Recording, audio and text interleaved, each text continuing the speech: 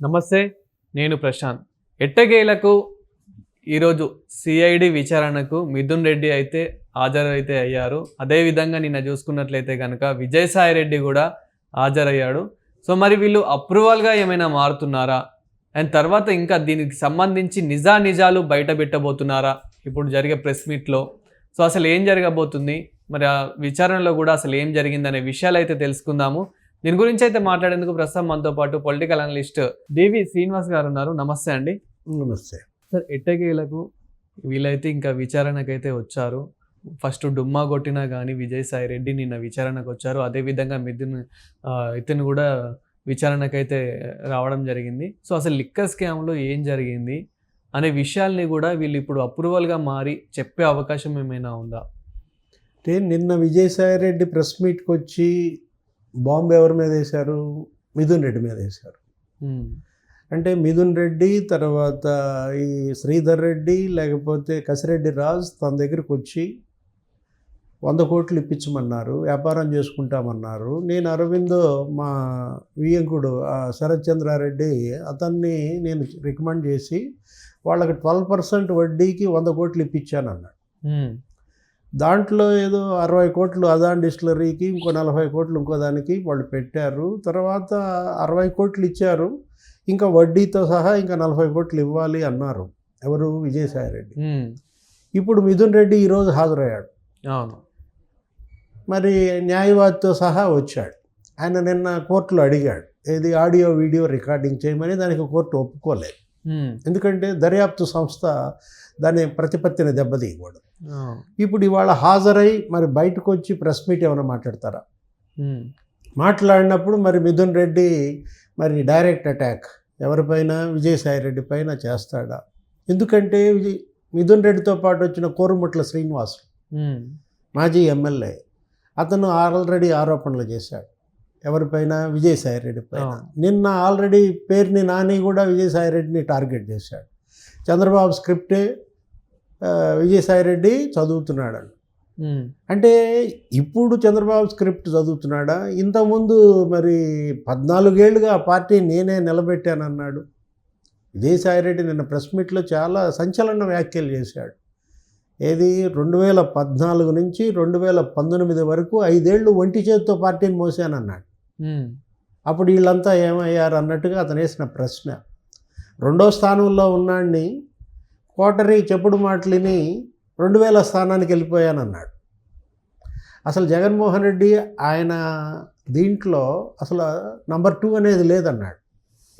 అసలు ఏదైనా సరే జగన్మోహన్ రెడ్డి ఆయన కోటరీలో 101 నుంచే బిగిన్ అవుద్దన్నాడు. అంటే మొదటి 100 స్థానాలు జగన్ రెడ్డి అనమాట.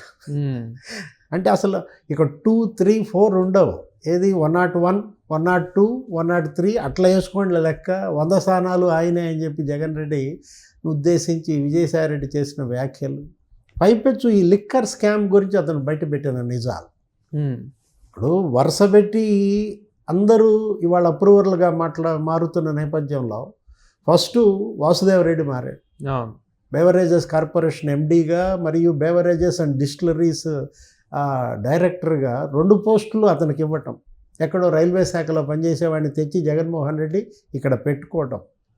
నీకు 1,00,000 కోట్లు మద్యం అమ్మితే నీకు 99,400 కోట్లు క్యాషే. 0.03% ఏది పేటిఎం కానీ ఫోన్పే కానీ నీకు మామూలుగా లావాదేవీలు జీపే. మోస్ట్లీ అంటే వీళ్ళ ప్రభుత్వం ఉన్నప్పుడు ఈ పేమెంట్ ఏదైతే ఉందో అది ఎక్కువ క్యాష్ రూపంలోనే తీసుకునేవాళ్ళు. ఇవి ఇష్యూస్ వస్తున్నాయి అది అని చెప్పేవాళ్ళు అని చెప్పేసి ఇలాంటివి కూడా వినిపిస్తూ ఉన్నాయి. ఆ క్యాషే మనీ లాండరింగ్ జరిగిందని. అవును, విదేశాలకు అది మనీ లాండరింగ్ చేశారని కదా కృష్ణదేవరాయలు ఆరోపించింది సునీల్ రెడ్డి ద్వారా. ఇప్పుడు రేపొద్దున సునీల్ రెడ్డిని కూడా పిలిపిస్తుందా సిట్? ఇప్పుడు మిథున్ రెడ్డి వాళ్ళ వచ్చి అతను సాయి రెడ్డి పైన ఏం విమర్శలు చేయబోతున్నాడు? ఇప్పుడు సాయి రెడ్డి ఏంటి, నిన్నటిదాకా మీతో పాటు కలిసి పనిచేశాడు. మిథున్ రెడ్డి లోక్సభ పక్ష నాయకుడైతే సాయి రెడ్డి రాజ్యసభ పక్ష నాయకుడు.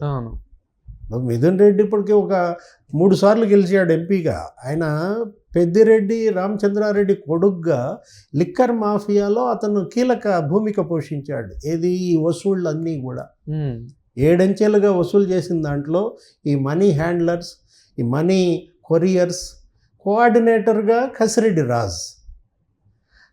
సాయిరెడ్డి ఏమన్నాడు నిన్న, అసలు ఒక తెలివైన క్రిమినల్ అన్నాడు. నాకు తెలియక నేను కసిరెడ్డి రాజుని నాకు వైసీపీ పెద్దలు పరిచయం చేశారు. పెద్దలంటే ఎవరు? జగన్మోహన్ రెడ్డి.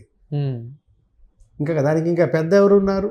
విజయమ్మ లేరు కదా, విజయమ్మని తీసేశారు కదా గౌరవాధ్యక్షురాలుగా, వాళ్ళిద్దరే పెద్దలు. మరి జగన్మోహన్ రెడ్డే కసిరెడ్డి రాజుని సాయిరెడ్డికి పరిచయం చేశాడని అన్యాపదేశంగా చెప్పాడు. కొన్నేమో ఓపెన్గా చెప్పాడు, కొన్నేమో ఇండైరెక్ట్గా చెప్పాడు. కసిరెడ్డి రాజ్ అతనేంటి, అతనికి నేనే ప్రోత్సహించాను, ఎన్ఆర్ఐ విభాగం అప్పచెప్పాను, ఆ తర్వాత ఇంకా అతన్ని సోషల్ మీడియా కూడా చూసుకోమన్నాను, ప్రశాంత్ కిషోర్ ప్రోటోకాల్ బాధ్యతలు అతనికి అప్పచెప్పాను. ఇప్పుడు ఈ విచారణలో కసిరెడ్డి గురించి ఏమైనా వచ్చే అవకాశం ఏమైనా ఉందా? అంటే కసిరెడ్డి రాజు ఇప్పుడు మళ్ళీ ముందస్తు బెయిల్కి వెళ్ళాడు. ఇప్పుడు ఇవాళ అతను పిటిషన్ వేశాడు, దానిపైన హైకోర్టు మరి ఏ తీర్పు ఇస్తుందో చూడాలి. యాక్చువల్గా ముందస్తు బెయిల్స్ అన్ని కొట్టేసింది. మిథున్ రెడ్డి వెళ్ళాడు ముందస్తు బెయిల్కి, తిరస్కరించింది. ఎందుకంటే అవినీతి పట్ల వాళ్ళ కోర్టులు కన్నెర్ర చేస్తున్నాయి. వీళ్ళేంటి 1000 కోట్ల అవినీతికి పాల్పడి దర్యాప్తు సంస్థలను ఎదుర్కోకుండా బెయిలు, ముందస్తు బెయిలు వెళ్తుంటే, కాకపోతే కసిరెడ్డి రాజు కూడా ఇప్పుడు తిరస్కరిస్తుంది. తిరస్కరించిన వెంటనే రాజు ఏం చేస్తాడు? సుప్రీంకోర్టుకి వెళ్తాడు. మిథున్ రెడ్డి కూడా వెళ్ళాడు కదా సుప్రీంకోర్టు, అక్కడ కూడా తిరస్కారం ఎదురైంది. వెళ్ళి మరి ఇన్వెస్టిగేషన్ ఏజెన్సీకి మీరు కోఆపరేట్ చేయమని సుప్రీంకోర్టే ఆదేశించిన. ఇదంతా కూడా ఏంటి? ప్రొలాంగ్ చేయటం, లాగాన్ చేయటం అనమాట. డ్రాగాన్ చేస్తున్నారు, దర్యాప్తు నుంచి తప్పించుకునే పని. నిన్న కసిరెడ్డి రాజు తండ్రిని పిలిచారు, ఉపేందర్ రెడ్డి. అతను విచారిస్తే అతనేంటి, అసలు నా కొడుకుని చూసి 5 నెలలు అవుతుంది అంటున్నాడు. ఆయన కొన్ని తెలియదు అంటున్నాడు, కొన్ని మర్చిపోయాను అంటున్నాడు. అసలు ఇప్పుడు విజయసాయిరెడ్డి కూడా నా సమాధానాల పట్ల సిట్ సంతృప్తి చెందింది అన్నాడు, కానీ సిట్ ఏమంటోంది, అతను కొన్ని చెప్పాడు, కొన్ని చెప్పకుండా దాచిపెట్టాడు. బిగ్ బాస్ గురించి చెప్పలేదు. నిన్న మీడియా కూడా అడిగింది, ఎవరు కసిరెడ్డి రాజు వెనకున్నారు అంటే మీకు తెలిస్తే చెప్పండి నేను చెప్తా అంటున్నాడు. అంటే ఎంత గడుసుగా సమాధానం చెప్తున్నాడు సాయిరెడ్డి కూడా. ఇప్పుడు దీని వెనుక జగన్మోహన్ రెడ్డి హస్తం ఉందా అని అడిగితే మీకు తెలిస్తే చెప్పండి నేను చెప్తా అంటున్నాడు. అదే మరి మీడియాతో అలా మాట్లాడినాడు, సిట్తో ఎలా మాట్లాడాడు?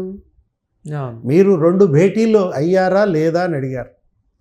మా దగ్గర సమాచారం ఉంది, సత్యప్రసాద్ చెప్పాడు, వాసుదేవరెడ్డి చెప్పాడు, పలానా 2019 October, November, December Jagan CM అయినటువంటి ఆ మొదటి సంవత్సరం చివరి 3 నెలలు మీరు మీ ఇంట్లో హైదరాబాద్ జర్నలిస్ట్ కాలనీలో మీ ఇంట్లో మీరు భేటీ అయ్యారా లేదా, ఎవరెవరు ఉన్నారు, మా దగ్గర సమాచారం ఉంది. అంటే ఇక అతను బిగుసుకుపోయిన పరిస్థితుల్లో చెప్పాడు. ఏమని? ఫలానా ఇతనున్నాడు మిథున్ రెడ్డి, లేకపోతే వాసుదేవరెడ్డి, నెక్స్ట్ సజ్జల శ్రీధర్ రెడ్డి, వీళ్ళందరూ ఉన్నారు కసిరెడ్డి రాజుతో సహా.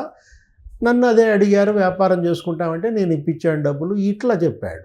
రెండో భేటీకి అక్కడ విజయవాడలో మీ విల్లాలో ధనుంజయ రెడ్డి వచ్చాడా, మరి ఓఎస్డి కృష్ణమోహన్ రెడ్డి వచ్చాడా అని అడిగారు. జగన్ ఓఎస్డి పాల్గొన్నాడా అంటే గుర్తులేదన్నాడు. అంటే విజయసాయిరెడ్డికి గుర్తు లేదంటే మీరు నమ్ముతారా? అంటే అతను ఏంటి, కావాలని కొన్ని దాచిపెట్టినట్టు కనపడతారు. ఇంకా పైపెచ్చి ఏమన్నాడు, నాకు గుర్తొస్తే చెప్తా అంటున్నాడు, రీకలెక్ట్ చేసుకుంటా అంటున్నాడు. అంటే ధైర్యం జాలటం లేదు ఎవరికి? విజయసాయిరెడ్డికి. ఇప్పుడు అతను ఏంటి, బంతిని ఎక్కడ దాకా తెచ్చాడు? కసిరెడ్డి రాజు దాకా తెచ్చాడు. కసిరెడ్డి రాజు తర్వాత ఇప్పుడు బంతిని ఎటు తన్నాడు?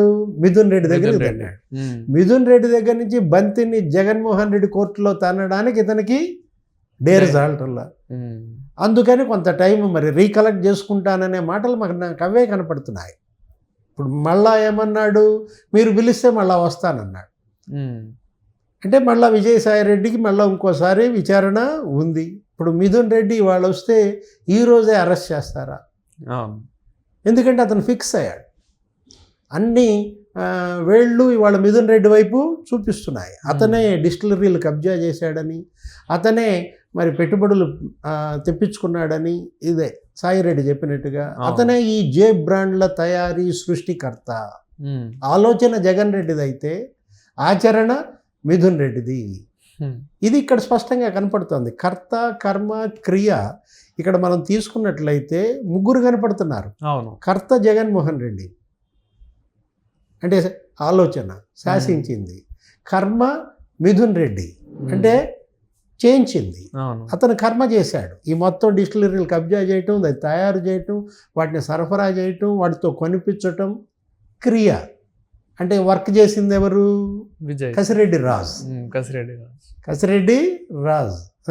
ఇది క్రియ. క్రియ అంటే యాక్షన్. అవును. ఎవరు? మొత్తం ఇదంతా యాక్షన్. 7 అంచెల్లో ఈ వసూలు చేసింది అంటే ముగ్గురున్నారు. కర్త, కర్మ, క్రియ.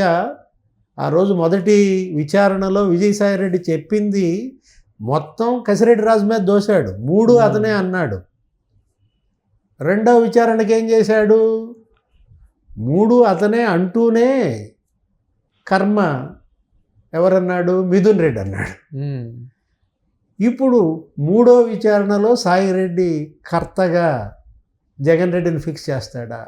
ఇక్కడ 3 క్యారెక్టర్లు ఇప్పుడు మనం ఎస్టాబ్లిష్ చేసుకోవాలి. ఎందుకంటే ఇది 30,000 కోట్ల స్కామ్. అవును. ఇదేమి మరి వాళ్ళు చెప్పినట్టు 3,000 కోట్ల స్కాము కాదు. 1,00,000 కోట్ల మద్యం అమ్మితే నీకు తెలంగాణకి ఆంధ్రప్రదేశ్కి మద్యం వ్యత్యాసం నీకు 37,000 కోట్లు వచ్చింది.